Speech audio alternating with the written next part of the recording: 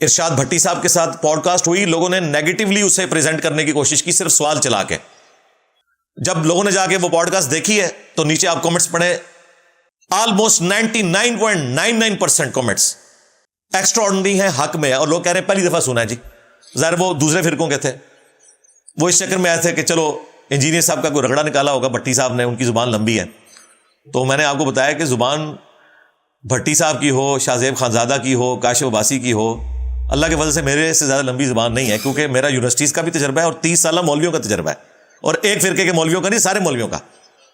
تو اللہ کا شکر ہے اس سے دعوت پھیل رہی ہے الحمدللہ. بہرحال ارشاد بھٹی صاحب والی جو پوڈ کاسٹ ہے اس کا فیڈ بیک بہت اچھا ہے. میرا خیال ہے پاکستان کی ہسٹری کی سب سے زیادہ تیزی سے 1 ملین کراس کرنے والی وہ پوڈ کاسٹ ہے ایک ریلیجس پلیٹ فارم کی, اور وہ ان کے اپنے چینل سے اپلوڈ ہوئی. 3 دن پورے نہیں ہوئے تھے اور وہ 1 ملین کراس کر گئی تھی.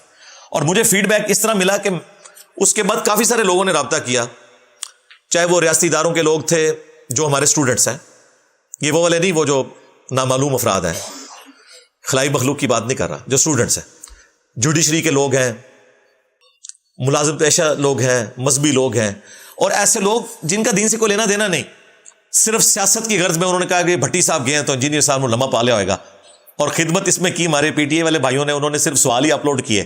ان کو یار پٹی نے تو بڑے سوال, یعنی انہوں نے آسٹریلیا کی اننگ دیکھی تھی, حالے ساؤتھ افریقہ کی اننگ تو دیکھی نہیں سی, 434 چیز بھی ہو گیا سی, ٹھیک ہے.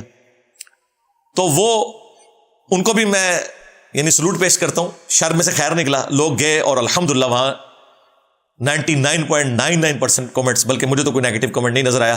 جو لوگ مخالفین تھے انہوں نے بھی کہا کہ انجینئر صاحب نے بات اچھے طریقے سے کی ہے, اور اس میں بعض لوگوں نے جو ارشاد بھٹی صاحب کے اوپر نقد کی ہے نا, میں اس میں ان کے ساتھ نہیں ہوں. وہ بعض اوقات نیگیٹو کامنٹس بھی بھٹی صاحب کے بارے میں کر دیے تھے. بھئی میں نے انہیں اجازت دی تھی کہ آپ نے سٹارٹ میں آپ نے سنا, میں نے کہا آپ مجھ سے اس طریقے سے فری سٹائل کوشچن کریں جس طرح آپ رپورٹ کارڈ کے اندر جو ہے وہ تبصرہ کرتے ہیں, اور کوئی سوال باقی نہ بچے, مجھے کوئی سوال دکھانے کی ضرورت نہیں ہے. تو الحمدللہ انہوں نے دلیری سے کیا, اور میں نے دلیری سے جواب اس لیے دیے کہ سوال سننے کا مزہ آ رہا تھا. تھکڑ قسم کی پوڈ کاسٹ ہو تو مجھے بھی نہیں مزہ آتا, کوئی نئی بات سامنے آنی چاہیے. تو وہ جتنی ان کو مولویوں نے کو سوال دیے تھے انہوں نے سارے ایڈریس کروا لیے اللہ کے فضل سے. ہاں ایک چیز تھی جو میں اس کو ہائی لائٹ کرنا اس موقع پہ ضروری سمجھتا ہوں, پھر آپ کی پرچیوں کی طرف آتا ہوں. وہ جو انہوں نے کہا تھا کہ جی آپ نے اس صحافی کے بارے میں مجھے بتانا ہے جس نے یہ رپورٹ کیا کہ خان صاحب نے ٹرمپ کے سامنے ذکر کرنے سے منع کیا تھا. وہ پوڈ کاسٹ اپلوڈ ہوتے ہی ہمیں وہ کلپ آنا شروع ہو گئے ہمارے اکیڈمی کے نمبر کے اوپر. وہ متین حیدر صاحب تھے, مشہور جرنلسٹ ہیں, اور بڑے منجے ہوئے, بڑے سلجھے ہوئے. وہ خان صاحب کے ساتھ اس وقت ساتھ گئے ہوئے تھے. اس سے اندازہ کریں کہ خان صاحب اگر کسی کو ساتھ لے کے گئے ہوئے ہیں تو وہ کس قسم کا جرنلسٹ ہوگا. ظاہر ہے وہ ظاہر سلیکٹ کر کے لوگ لے کے جاتے ہیں, اور صرف خان صاحب نہیں, نواز شریف صاحب بھی اپنے مرضی کے لوگ لے کے جاتے ہیں. لیکن وہ اپرائٹ بندہ تھا, اس نے ادھر سے ہی ویڈیو اس وقت چڑھا دی. اس نے کہا خان صاحب نے ہمیں منع کیا ہے کہ ٹرمپ کے سامنے بالکل ذکر نہیں کرنا عافیہ صدیقی کا. اس کے باوجود ہماری سسٹر جو ہیں وہ طیبہ, انہوں نے ذکر کیا, اور وہ آپ نے دیکھا وہ ویڈیو بھی آئی کہ وہ پھر خان صاحب نے آئے بائے شائے کر کے بعد ان کا بعد میں صدر سے پریزیڈنٹ سے ڈسکس کریں گے, نہ بعد میں ڈسکس کیا نہ عوام کو بتایا. اور اینڈ رزلٹ یہ نکلا کہ عافیہ صدیقی کی سسٹر کی ویڈیو بھی آئی ہوئی ہے ہمارے دوست فرق وڑائی صاحب کے ساتھ, اور وہ کہہ رہی ہیں کہ جی خان صاحب کے دور میں تو ہمارا ٹیلی فونک جو رابطہ تھا وہ بھی امریکہ نے ختم کر دیا. پی ڈی ایم کی گورنمنٹ آئی تو شہباز شریف صاحب کے کہنے پر یا اس زمانے میں حادثاتی طور پر وہ دوبارہ سے رابطہ بحال ہوا. ان کی ویڈیو آئی بھی ہے. اب کسی نے کہنا کہ ان کی بہن بھی جھوٹ بول رہی ہے, تو بھائی پھر آپ اپنا چشمہ اتاریں. اللہ کا شکر ہے اس ویڈیو میں یہ ایک چیز تھی, وہ جب باہر آئی تو اب پھر بھٹی صاحب کے بارے میں میمز بننا شروع ہو گئی. حالانکہ میمز بنانے کی ضرورت نہیں تھی, صرف ویڈیو ساتھ لگا دیتے کافی تھا. چونکہ لوگوں نے میمز بنائی تھی تو ہمارے اسٹوڈنٹس نے آٹومیٹکلی پھر وہ ساری ویڈیوز جوڑ کے میمز بنائی, اور اس میں پھر ظاہر ہے کہ پرائمری مجرم تو وہ ہیں جنہوں نے انیشلی یہ حرکت کی تھی, بجائے یہ کہ وہ تحقیق کر لیتے. مجھے بھی کافی سارے لوگوں نے ای میلز کی تھی, تو میں نے ان کو کہا کہ بھائی یہ ویڈیوز ہیں آپ دیکھ لیں. آج کی گفتگو میں بھی ہم ان ویڈیوز کو لگا دیں گے تاکہ کوئی اس حوالے سے ایمبیگوٹی باقی نہ رہے انشاءاللہ تعالی. بال بھٹی صاحب کو سلوٹ ہے جی. وہ کہہ رہے تھے میں رمضان سے پہلے دوبارہ آؤں گا. میں نے کہا جی آپ دوبارہ بھی نہ آئیں, سارے مولویوں سے ہو کے آئیں. میں نے ان کو نام دیے ہیں, دیکھیں اتنا جگرا ہے. یہ لوگ تو کہتے ہیں کہ انجینئر کے پاس نہیں جانا, انجینئر لسٹ دے رہا ہے. میں نے کہا جی طارق جمیل صاحب کے پاس جائیں, وہ تو پرومو آ گیا ہے, الحمدللہ ریکارڈنگ ہو گئی ہے. انہوں نے یہاں مجھ سے نام پوچھے تھے, میں نے مفتی طارق مسعود صاحب کا کہا حافظہ اللہ تعالی, ابتسام علیہ زئی صاحب حافظہ اللہ تعالی, شہنشاہ نقوی صاحب حافظہ اللہ تعالیٰ شیعہ کی طرف سے، جواد نقوی صاحب حافظہ اللہ تعالیٰ، اور ساجد میر صاحب کو تو ظاہر ہے وہ ٹائم نہیں ملے گا تو اہل حدیث تو کور ہے، بلکہ وہ تو کہہ رہے تھے، مجھے دعوت اسلامی والے بڑے عرصے سے کہہ رہے ہیں کہ آپ کو باپا جانی سے ملاقات کرواتے ہیں، تو میں ڈائریکٹ باپا جانی سے ہی نہ جا کے پوچھ لوں کہ یہ دادا صاحب کی گھوڑی، تو میں نے کہا بڑی اچھی بات ہے. اچھا میں اس کو مذاق سمجھ رہا تھا، تو میری رات کو بھی ان سے بات ہوئی ہے کوئی 12:30-1 بجے، تو مجھے انہوں نے میسج کیا کہ باپا جانی سے جب انٹرویو ہو رہا ہے تو پھر مفتی حنیف قریشی سے کرنے کی کیا ضرورت ہے. میں نے کہا تھا مفتی حنیف قریشی صاحب سے بھی کریں، جلالی صاحب سے بھی کریں، مفتی منیف صاحب سے بھی کریں. تو میں اس کو مذاق سمجھ رہا تھا. میں نے کہا وہ آپ کو کیسے ٹائم دیں گے؟ آج تک انہوں نے کبھی ٹائم نہیں دیا. وہ تو اپنے ہی وہ مریدوں کو سامنے بٹھا کے کہتے ہیں نہیں جی وہ ٹائم دے رہے ہیں. میں نے کہا بڑی اچھی بات ہے، لیکن وہ شرط یہ رکھ رہے ہیں کہ کیمرہ بھی ہمارا ہوگا، سوال بھی ہمارے ہوں گے، آپ صرف اینکر ہوں گے. یہ حال ہے. ایک اور مفتی صاحب دیوبند کے بہت بڑے، ان سے رابطہ کیا تو انہوں نے بھی یہی کہا جی کیمرہ ہمارا ہوگا، ریکارڈنگ بھی ہم کریں گے، پھر ایڈیٹنگ کر کے آپ کو بعد میں دے دیں گے. تو بھٹی صاحب کہتے ہیں میں نے ان کو کہا یار تم نے مجھے ٹی وی پہ دیکھا ہے کبھی؟ ان کا ہاں دیکھا ہے. تو میرے سر پہ کوئی سینگ نکلے ہوئے ہیں؟ مجھے کوئی تم نے اپنا چیلا سمجھا ہوا ہے؟ اس طرح ہوتے ہیں انٹرویو. اب بھٹی صاحب اصل میں پہلا جو پوڈ کاسٹ ایسی جگہ سے کر گئے ہیں کہ وہ اب دوبارہ سے ان کو وہ والا مزہ آنا ہی نہیں ہے.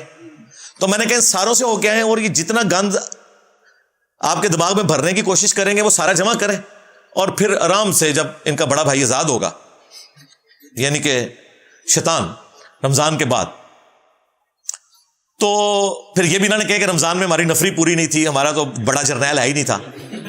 تو وہ جب ان کا بڑا جرنیل آزاد ہوگا، یعنی کہ شیطان لعین، تو اس وقت پھر آپ نے آنا ہے اور وہ ساری چیزیں آپ نے میرے سامنے رکھنی ہے، جو وہ پٹی پڑھا کے بھیجیں گے میں پھر آپ کو جواب دوں گا انشاءاللہ تعالی. دیکھیں جی اتنا حوصلہ ہے کسی بندے کے اندر، صرف اس لیے کہ ہمیں پتہ ہے ہم سچ کے اوپر کھڑے ہیں. آج تک میں نے ایک بندے کو صرف اس وجہ سے کہ وہ ہمارا اسٹوڈنٹ تھا، اس نے خود اپنی ویڈیو میں کہا میں نے نمازیں انجینئر صاحب کی وجہ سے شروع کی ہیں، عمران ریاض حافظہ اللہ تعالیٰ. میں آج بھی ان کی قدر کرتا ہوں. ظاہر وقتی طور پہ وہ ایک پولیٹیکل لیڈر کی محبت میں ڈیویٹ ہوئے، انشاءاللہ ان کو سمجھ آ جائے گی. میں نے ان کو باقاعدہ آڈیو بھی بھیجی ہے کہ بھائی پہلے ایمان ہے، اس کے بعد پاکستان، اور پھر عمران خان. خدا کے لیے اپنا ایمان داؤ پہ نہ لگاؤ، تم نے ساری باتیں جھوٹی کی. پھر ان کے قریبی بندے نے مجھے بتایا، انہوں نے کہا کہ ان کو لوگ آپ کے کٹے ہوئے کلپ دیتے ہیں. میں نے کہا جب یہ کٹے ہوئے کلپ دیتے ہیں تو مجھ سے کیوں نہیں پوچھتے؟ یہ طریقہ ہے کہ آپ کسی کا کٹا ہوا کلپ دیکھ کے اور بعد میں کہ جی معذرت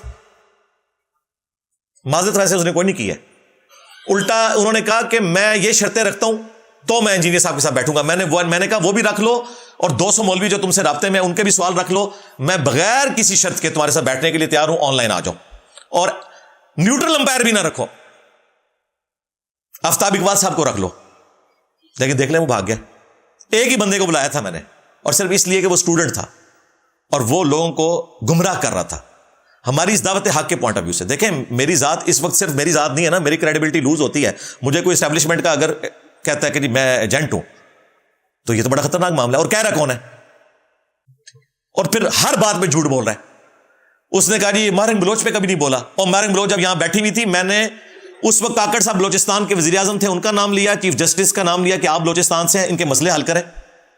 وہ ہمارے اسٹوڈنٹس نے 3 پوڈ کاسٹ سے میری ویڈیوز چلا دی، کوئی معافی نامہ نہیں اس کا آیا. اور الٹا وہ اتنا پریشان ہے، وہ کہہ رہے پتہ نہیں نمازیں کس ٹائم پڑھتا ہے، کبھی کسی کو فون کرتا ہے، کبھی کسی کو فون کرتا ہے. بھائی فون میں اس لیے کرتا ہوں کہ میں سچا ہوں نا، کہ نہ جھوٹ کے ہتھے چڑھو، اپنی آخرت نہ برباد کرو. اور اب آخر میں وہ کہہ رہے ہیں کہ جی وہ پی ٹی اے کے بارے میں جو آپ نے باتیں کی ہیں نا، وہ پی ٹی اے والے جواب دیں گے. باندری دے پیر سڑ دینے نا تو وہ اپنے بچے تھلے دیندی ہے، انہیں پکڑ کے پوری پی ٹی اے تھلے دیتی ہے. بن کے مروایا تو پی ٹی اے نو، جو میں نے وہ 12 سوال کیے تھے کہ اس کے جواب دو. حلال 5th جنریشن وار اور حرام 5th جنریشن وار، یعنی کہ ڈیجیٹل دہشت گردی، حلال ایکسٹینشن حرام ایکسٹینشن، حلال سیم پیج اور حرام سیم پیج. اور جو 5 اعتراضات تم نے میرے اوپر کیے، میں نے وہ بھی بتایا کہ اسی پوڈ کاسٹ میں نے وہ ساری باتیں کی ہیں جو تم نے اعتراض میرے اوپر. یہ لاہور کا ایک چھوٹو مولوی ہے نا بریلویوں کا، وہ بھی میری آدھے کلپ کاٹ کے نا تو پھر اس کا جواب دیتا ہے، حالانکہ وہ جو بات کر رہا ہوتا ہے وہ میرا عقیدہ ہوتا ہے. تو کہتا ہے دیکھو یہ شفاعت کو نہیں مانتا جی. اندازہ کرو، اس نے بھی جی عدت کیس پہ بات نہیں کی، اسی پوڈ کاسٹ میں عدت کیس پہ بات کی بھی، 26 نومبر پہ بات نہیں کی، 26 نومبر پہ بات کی بھی، 9 مئی کے اوپر میری اسی رات ویڈیو آئی ہے. وہ دیکھیں اتنی دردناک ویڈیو ہے، ہاتھ جوڑ کر میں نے معافی مانگی تھی. مجھے پتا تھا ہمارے زیادہ ٹین ایجر جو اسٹوڈنٹس ہیں نا وہ پی ٹی آئی کے ساتھ اٹیچ ہیں، ان کا رگڑا نہ نکل جائے، اور کہیں کا نکل بھی گیا اس وقت. ایون میں نے آئی جی پنجاب کو بھی اپروچ کر کے انہیں بھی کہا کہ ان کے کیسز لگوا کے تو جو بے گناہ لوگ ہیں ان کو آزاد کیا جائے. اور یہ بندہ صرف ویوز کی خاطر शैतान के हत्थे चढ़ा और इसने वो जिस लोग कह रहे हैं कि अपनी कमजोरी को छुपाने के लिए कि लोग इसे भगोड़ा कह रहे थे, मेरे खाते में डाल दिया। मैंने हुस्न ज़न रखा कि यार ये नहीं हुआ होगा, लेकिन सामने तो आके बैठो, नहीं बैठा। तो ये बार बार मैं कुछ अरसे बाद इस चीज को हाईलाइट करूंगा, इतने हिस्से को, कि सामने आके बैठो, क्योंकि तुमने कहा था कि ये मेरी शर्तें मानोगे तो मैं बैठ जाऊंगा। मैंने तुम्हारी सारी शर्तें मान ली हैं। न्यूट्रल अंपायर भी नहीं, तुम्हारा अंपायर होगा। अभी हमारे दोस्त फैसल वड़ाई साहब ने मुझे बताया वो जा रहे हैं इंग्लैंड, वो देखो सुनो जानो वाले। वो कह रहे हैं मैंने आफ्ताब इकबाल साहब से भी मिलना है, वो मेरे दोस्त हैं। मैंने कहा मेरा सलाम उनको अर्ज करें और उनसे रिक्वेस्ट करें कि वो इमरान रियाज साहब को बिठाएं और आप एंकर बन जाएं। यार सारे एक दोस्ताना माहौल में यूट्यूब की अपलोडिंग डेट्स देखते हैं और देखते हैं कि आपके जमात दुरुस्त हैं या नहीं है, और किधर से वीडियो उठाता है और कहां पे लगाता है आके। वो जुमले तो होते हैं लेकिन वो उस तरह नहीं होते जिस तरह ये प्रेजेंट करता है। वो तो मैं फिर सब सामने इसको बताऊंगा ना। मेरे स्टूडेंट्स ने तो बता दिया, गुलाम हैदर को मैंने नहीं बताया, उसने वो वीडियोस भी ढूंढ ली जो मुझे भी याद नहीं थी। इसने कहा कि जी जब मैं अंदर था तो ये मेरे खिलाफ वीडियो बना रहा था। मैंने इनके यूट्यूबर को तारिक मतीन, जिसकी व्यूअरशिप लाखों में है, इंटरव्यू में कहा था कि जिन लोगों ने इमरान रियाज को पकड़ा हुआ है उन पे अल्लाह की लानत, अल्लाह के फरिश्तों की लानत, तमाम लानत करने वालों की लानत, जब तक वो कोर्ट में प्रोड्यूस नहीं करते। इस बेशरम को अभी तक हया नहीं आई है कि मुझसे माफी मांगे। इतना झूठा इंसान है। तो दाढ़ी वालों से हम पहले भी धोखा खाते थे, मजहबी लोगों से। ये जो सियासत में भी और यूट्यूबर्स भी दाढ़ी रख रहे हैं, ये भी वही वाले काम करना शुरू कर रहे हैं। झूठ में झूठ पकड़ा जा रहा है। हर एक की मीम्स बन रही हैं और इंशाल्लाह बनेगी। इससे बड़ी को बात हो सकती थी कि मैंने कहा मैं सामने बैठ जाता हूं, यार निकालो वीडियो और देखो। हालांकि ये ऑफर मैंने कभी किसी को नहीं दी। हां, इनके कहने पे मैं कहता हूं कि बड़ों को लॉन्च करो, खुद से मैंने नहीं ऑफर रखी। तो ये मुझे बाई चांस याद आया, क्योंकि मुझे बहुत तकलीफ है कि इस शख्स ने एक पॉलिटिकल लीडर की मोहब्बत में अपने ईमान को स्टेक पे लगाया, झूठ बोल के एक मुसलमान के बारे में। और ये मैं इसको माफ नहीं करूंगा। इसने कैरेक्टर असैसिनेशन मेरी सिर्फ नहीं की, बल्कि दावत हक को नुकसान पहुंचाया, ये कह के कि ये इस्टेब्लिशमेंट का कारिंदा है। तो देख लो, फिर शेर अफजल मरवत मुसल्लत हो गए ना तुम्हारे ऊपर। जो कल तक मुझे मौलवी फितना कहता था, आज जब उनसे पूछा गया, उन्होंने कहा मैं इंजीनियर साहब के बारे में पहले भी बड़ी तज़हीक अमेज रवैया अडॉप्ट कर चुका हूं, अब मैं नहीं करूंगा। क्योंकि उन्होंने भी इरशाद भट्टी वाली पॉडकास्ट देख ली है और वो कहते पूरे 2 घंटे देखी है, मजा आ गया। अभी तो मरवत साहब और सामने आएंगे, मैंने उनको अकेडमी भी बुलाना है इंशाल्लाह। हाँ लो जामो, और आ भी जाना है। वो तो अभी ढूंढ रहे हैं कि मुझे कहीं पे भी कोई बात हो तो मैंने उनको बुला लेना इधर भी इंशाल्लाह ताला। और उन्होंने कहा कि इंजीनियर का तो मुझे नहीं पता, बल्कि उन्होंने कहा ये एस्टैब्लिशमेंट का बंदा नहीं, इसका झुकाव नून लीग की तरफ, उनके बकौल नून लीग की तरफ अगर झुकाव होता तो मैं कोई बेनिफिट ले चुका होता। पीडीएम की गवर्नमेंट भी रही है 1.5 साल, आज भी, अभी भी 12 FIRs है मेरे ऊपर, कोई एक भी ये खत्म नहीं करवा सके। ठीक है, तो उन्होंने कहा लेकिन इमरान रियाज और ये जितने यूट्यूबर हैं ये तो सारे मुझे पता है कि फैज हमीद की पैदावार है। लो सामो, तो तुम्हारा प्रोग्राम तो मर गया। वर्ड गया नहीं मैं बोलता, वो कहते हैं नहीं नेगेटिव वर्ड है। जब ये वर्ड गया बोल रहा था उस वक्त तो पीडीआई को ये पॉजिटिव वर्ड लग रहा था ना, उस वक्त नहीं इनको ख्याल आता था ये नेगेटिव वर्ड नहीं है। मुझे बताएं, मस्जिदुल हराम और वलदुल हराम दोनों में हराम आता है ना। मस्जिदुल हराम का मतलब है हुर्मत वाली जगह, और वलदुल हराम आउट ऑफ वेडलॉक, यानी जो हलाल तरीके से पैदा नहीं हुआ। हराम वर्ड एक ही है, वो इस्तेमाल बताता है कि ये किन मानों में है। लिहाजा वर्ड गया जब इस कॉन्टेक्स्ट में बोला जा रहा है तो उसका मतलब है कि प्रोग्राम तो तुम्हारा खत्म हो गया। और फिर डॉक्टर प्रोफेसर आफ्ताब इकबाल साहब हमें बता रहे हैं, हाँ, जिनका अपना पूरे का पूरा जो माजी है वो किस चीज से भारत है। असल में ना, मैंने अपने करीबी दोस्तों को बताया कि जादूगरों को पता चल गया था कि मूसा अलैहिस्सलाम जादूगर नहीं है, क्योंकि हमारा तो ये धोखा था और इसका आसा जो है वो सांप बन के फिजिकली सारी रस्सियों को खा गया। वो फौरन सजदे में गिर पड़े थे।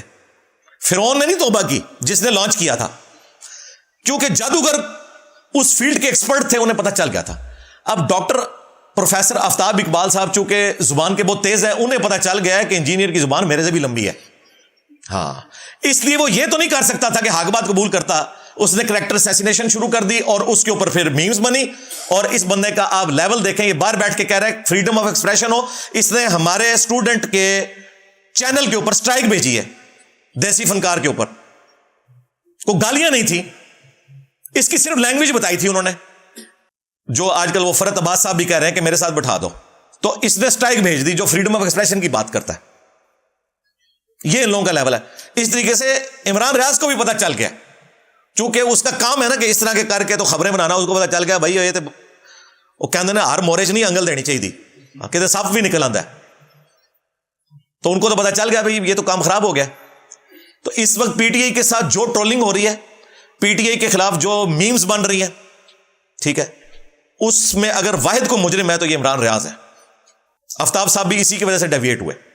ہمیں کوئی گلہ نہ کرے, اگر آپ نے کچھ سمجھانا ہے تو اس کو سمجھائیں, اور یہ جب تک سامنے آ کے نہیں بیٹھتا یا مجھ سے معافی نہیں مانگتا اس وقت تک یہ معاملہ سیٹل نہیں ہونا. ہاں, یہ میں نے کچھ عرصے بعد ان کا زخم چھیلتے رہنا ہے تاکہ یہ زندہ رہیں اس حوالے سے. اور ہمارا یہ پلیٹ فارم دلیل کے ساتھ زندہ ہے, اور اگر کسی کو زندہ رہنا ہے تو دلیل کے ساتھ زندہ رہنا ہے, اور اگر مرنا ہے تو دلیل کے ساتھ مرنا ہے. اور یہ مارے گئے, ان کا پروگرام تو مر گیا الحمدللہ. صلو علی محمد و آل محمد, اللہم صلی علی محمد وعلی آل محمد واصحاب محمد وازواج محمد وامت محمد اجمعین الی یوم الدین, آمین.